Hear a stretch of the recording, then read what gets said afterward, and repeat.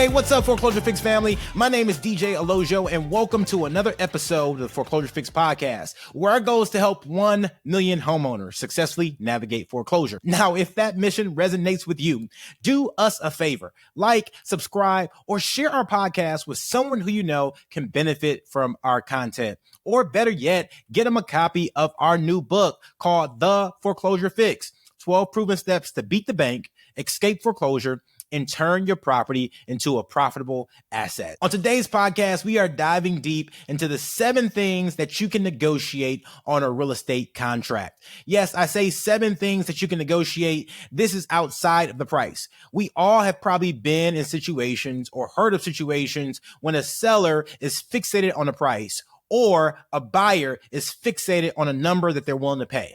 Well, don't worry if that is you in your current situation, whether you're the person who's fixated on that number or you're the person who says, this is what I can pay and nothing more. There are other things that you can negotiate in the contract that can turn the table in your favor. And today I want to go deep into each of those things. So whether you're a seller who's facing foreclosure, trying to get the most out of the property that you can, or you are someone who's trying to buy your home for the first time and you're trying to figure out what things you can do to get the home at the price you want.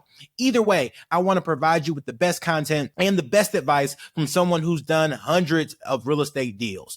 So with that, the first thing that you can negotiate in a contract outside of the sales price is closing costs. And closing costs are so important because, as you know, to transact real estate, there are numerous people who have to be paid in the process. Your lender needs to be paid. The closing attorney needs to be paid. The agents who are representing both parties need to be paid. And there could be other people like appraisers or service providers like home inspectors, or there could even be repairs that are needed to be done on the property. And so all those things can be negotiated. So if someone is fixated on the price, just use the price of $300,000. And they're saying, I won't take a penny less than $300,000, or I won't pay a penny more than $300,000. What can you negotiate to get them in your favor, or to turn the tables in your favor, I should say? One, closing costs. So you can make the argument that they can provide you with $5,000 or $10,000 in closing costs. That effectively changes the net for the seller from $300,000 to $290,000 just by saying that seller is going to pay an additional $10,000 in closing costs. Or if you are the buyer in that scenario and your bottom line or your top number is $300,000, you can negotiate that position and say the seller does not have to pay any closing costs. So maybe they want $310,000 and you're only willing to pay $300,000. Well, maybe you just change your offer and say, I'll give you $310,000 with $10,000 in closing costs. And that way all parties can win. You know, what I've realized in real estate is that sometimes people are fixated on a number because of things that are out of our control. Maybe they want to show that they got a certain amount for the property. Maybe they told their spouse that our house was worth $300,000 and dog nabbit, they're going to get that number, right? Or maybe it's a situation where the buyer has a FHA loan. And with the FHA loan, with that flipping rule, the property can't sell for a certain amount of money higher than the original purchase price within kind of 90 days or within the year of purchasing the property. And as part of that, some people may say, well, this is the price that I have to take, but I'm willing to give you a lot of concessions in order to get there. Or it may be other reasons that we know nothing about. But I've seen too often in real estate where people are fixated on a specific price. And so one thing you can negotiate are the closing costs. So keep that in mind. The second thing you can negotiate is the closing date. And what I mean by the closing date is that's the day the property is supposed to transfer from the seller to the buyer. And this date is so important because there's a lot of different factors that go into that date. So as you know, if you're getting a loan on the property, typically, depending on what day you close in a month, you're going to pay the rest of the taxes, insurance, and everything from the day of your closing onwards. But what you also start paying is interest from the day you close on the property onwards. And so as a result, after you close, you typically pay the rest of the month's interest at closing. And then the next month, you don't have to make a mortgage payment. And then your mortgage payment starts on the subsequent month. So for example, if you buy in the middle of April 15th, and you close, you will pay the interest through the end of April. You won't make a payment for May, but then your first payment will be due June 1st. That's typically how a mortgage works. So if you are strategic, you may be able to set yourself up on a sale or a purchase to sell on a date that is most convenient for you. Or if you're a homeowner and you know that you're buying a new house or you're going to a new house and your lease doesn't start for 2 more months, you may be in a position where you can put your property under contract and then have the assurance that someone's going to buy the property, but then move on and get a new apartment or whatever else, showing that your house is already under contract. All that is so helpful to people when you think about the closing date and the significance of the closing date. The other thing that you can negotiate is the due diligence period. So when people bring a contract to your house and you're facing foreclosure, and you're saying, I'm selling this house, one of the worst things that can happen is if someone has a long due diligence period. I'm talking about 30 days or different contingencies and things like that span 30 days or that span the entire contract. That's a red flag for you, by the way.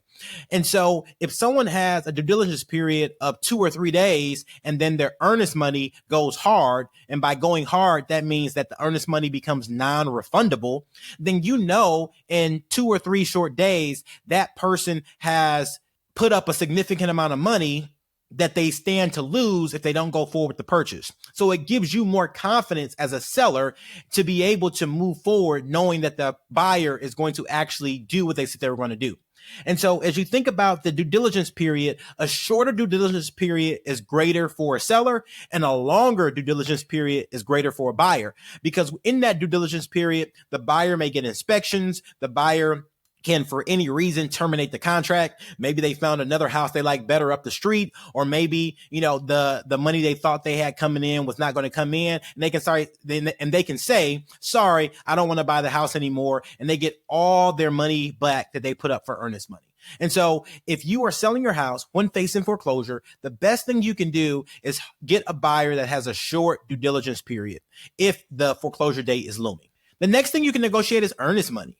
And earnest money is the amount of money people put down to show you how serious they are in purchasing the property.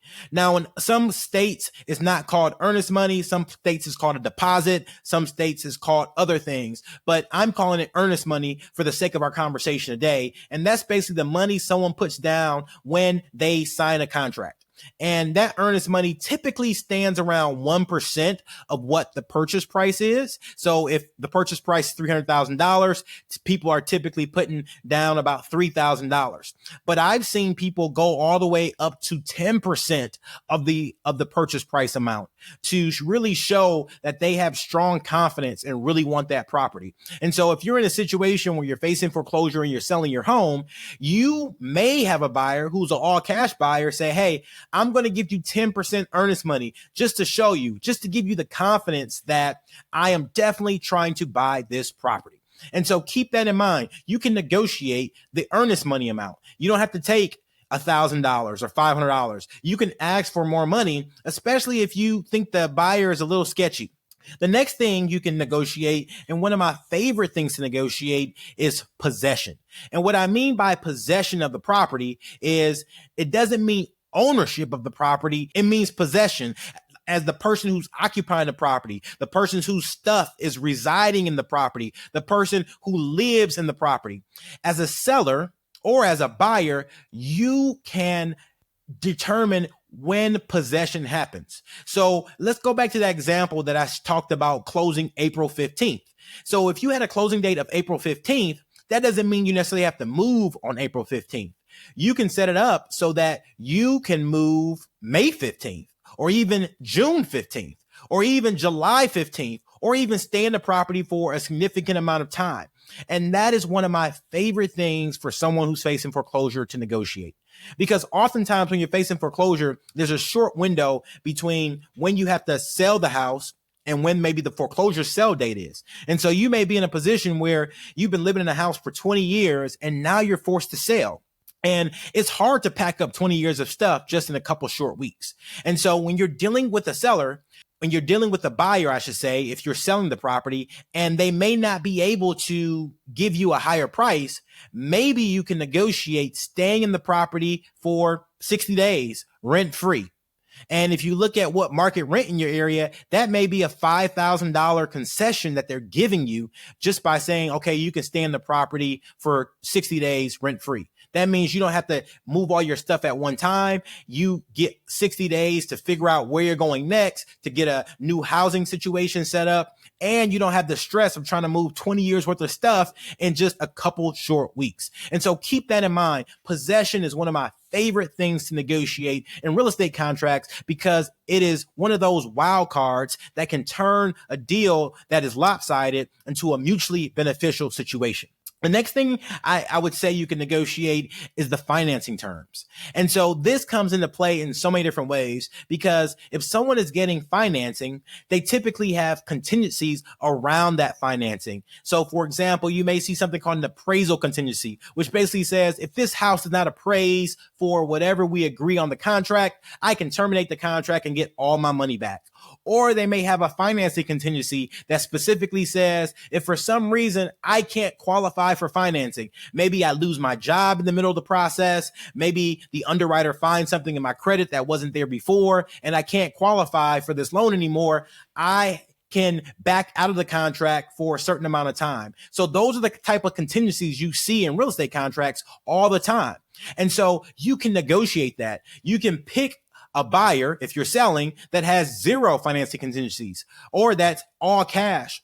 Or if you're a seller and you're trying to negotiate a contract that's more favorable, you can ask the seller to hold paper. And what I mean by hold paper is make you a loan. So say, for example, you are buying a property. And again, we're going to use that example of $300,000 and you have $200,000 in cold hard cash in your bank account that you want to use to buy that property. You can go to that seller and say, Mr. and Mrs. Seller, I want to buy your house. I will give you $200,000 in cold hard cash, but you have to give me a loan for the other $100,000. And this is a very common practice. We don't see it as often in residential real estate, but you see it a lot in commercial real estate. And so the financing terms are something that you can negotiate because you can get really attractive terms when you do that. Whether the seller wants to carry the paper or not is a whole nother question, but it's just something else to think about to get a deal over the finish line. The last thing I always tell people you can negotiate in a real estate contract are all the special stipulations. And the special stipulations is basically a category that just falls into whatever else I can think of. Yes, and I said it, whatever else you can think of, you can negotiate in a real estate contract. I can negotiate that sofa that I love so much has to stay in the house. I can negotiate that the china or the antiques have to stay with the property, or I can negotiate that the property won't be sold for another 5 years, right? You can negotiate all these things in a real estate contract. So that other catch-all category are special stipulations. And typically in special stipulations, you will see things like the home is sold as is, where is, meaning that I don't care what you find during your inspections. You can do them, but I'm not fixing anything. You are going to get the house in the same condition you see the house right now. And that's fine for a lot of buyers. And so you can negotiate that. Another stipulation you may see is that the buyer has the ability to access the property with 48 hours of notice to the seller for inspections or for whatever else they need. And so you see little stipulations like this that just help make a real estate contract fair for all parties. And so if you are looking at buying or selling a home and you're wondering, what things can I negotiate when people are so fixated on the price? Take your eyes off the price for a moment and think about the other areas of a real estate contract that you can find success in. And another way to look at this is when you are doing any type of negotiation, people often look at one area of negotiation and they put themselves on opposite sides of the transaction. By looking at the other areas in the contract that can be negotiated, you basically move from being on opposite sides of the table to being on the same side of the table, trying to address the problem with a different set of solutions. Okay, so that brings us to my favorite part of the podcast, which is our bow tie round. And it's where you, our listeners, get to tie one on with your host, DJ Olojo. The B in bow tie round stands for your best advice for somebody facing foreclosure. The O stands for one thing you're grateful for. And the W stands for your wildest or most interesting foreclosure related story. Today's best advice is negotiate, negotiate, negotiate. When you are working on real estate deals, it is a negotiation from start to finish. Now, that doesn't mean it has to be contentious. That doesn't mean it has to be something that has both parties upset or mad. It just means that throughout the process, you're negotiating. And so be open to negotiating, be open to seeing the other person's perspective, but don't get taken advantage of either. So as you negotiate, be smart. Get help where you need it from professionals and move forward to a successful real estate transaction with both parties being happy. There's a saying out there that says pigs get fat, hogs get slaughtered. And so you never want to be a hog. You always want to be in a position where people walk away from the closing table feeling like everybody involved in the transaction won. Those are the best real estate deals I've been a part of, and those are the ones that I like to see. A win-win-win all around for all parties. The one thing I'm grateful for, I am grateful for perspective. Yes, I'm grateful for perspective because in life, you're going to have trials. You're going to have situations that you never can imagine or think will happen, and they'll happen. And you'll be blindsided by them when they happen. And when they go on, you'll be hurt. You'll be frustrated. You may even be in a situation where you have health issues or whatever else may be the case, and you just never expected it.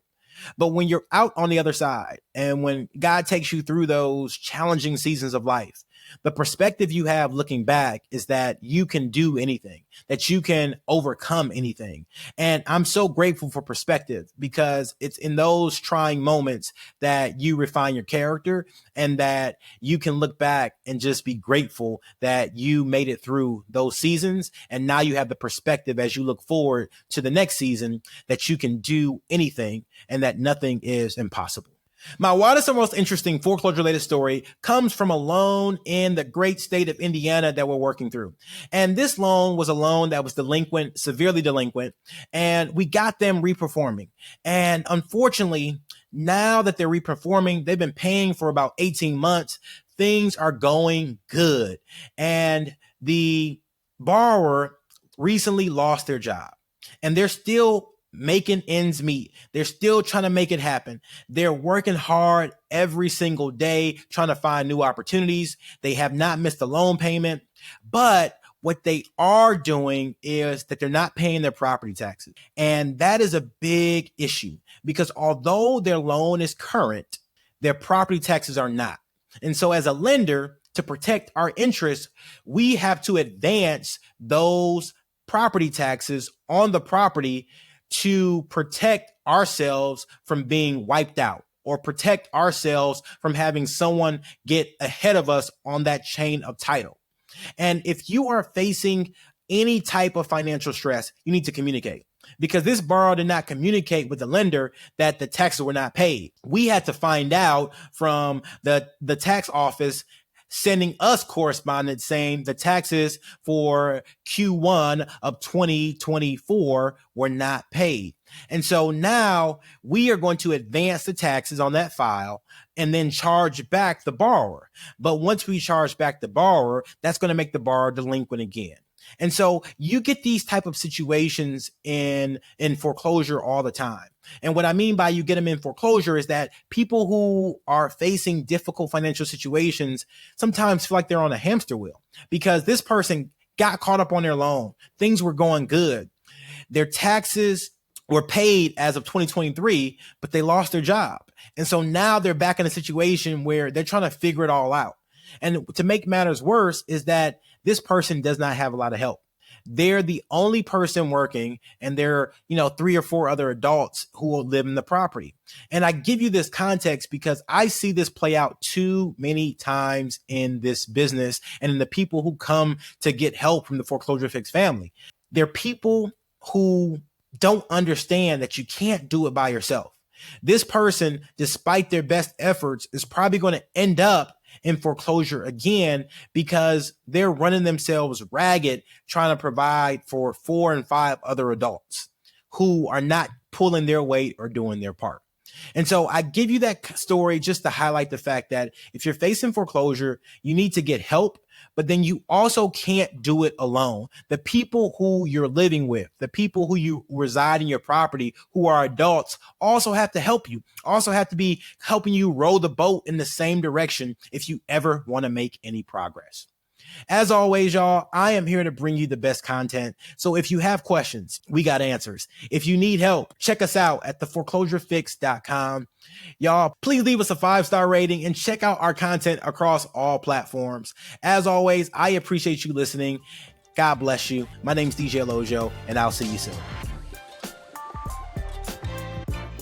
The views and opinions on this podcast are for informational purposes only and should not be construed as legal advice. If you have a specific legal question, we highly recommend you contact a qualified legal professional.